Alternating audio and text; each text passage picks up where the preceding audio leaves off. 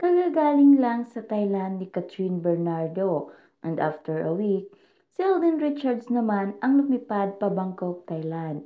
Tanong ng Katin fans, bakit hindi pa sila nagsabay para naman naging masaya ang kanilang mga puso? Malabong magsabay sina Catherine at Aldin sa paglipad sa Bangkok, Thailand dahil sa trabaho at TV shot ng mga ini-endorse nilang products ang kanilang pinunta roon. Hindi matutuwa ang may-ari ng produkto kung may plus one na kasama si Catherine Bernardo o si Alden Richards na wala sa listahan at hindi authorized na makasama. By this time, nakabalik na si Aldin from Bangkok at balik tipping na siya ng pulang araw. Sigurado namang magkikita sila ni Catherine Bernardo. I wish na lang ng Katdin fans na sa muli nilang pagdidate may makukuha na silang photo at i-post para sumaya at muli silang kiligin.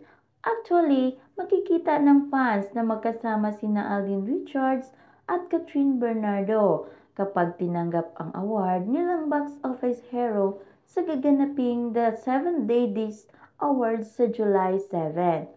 Ang award ni Catherine ay para sa Very Good Girl at ang kay Alden Richards naman ay para sa The 5 Breakups and a Romance. Samantala, waiting na rin ang Katdin fans sa gaganaping GMA Gala 2024. Sa July din daw ito.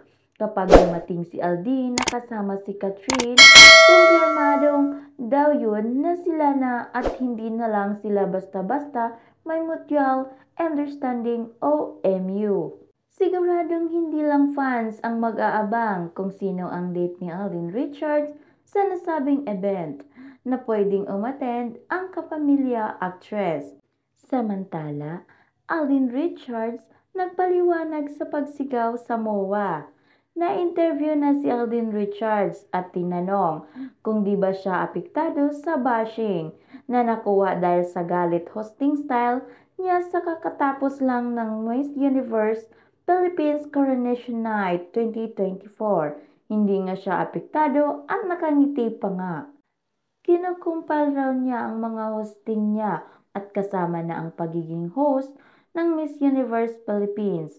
Paliwanag nito, kinakailangan niyang sumigaw dahil maingay sa MOA.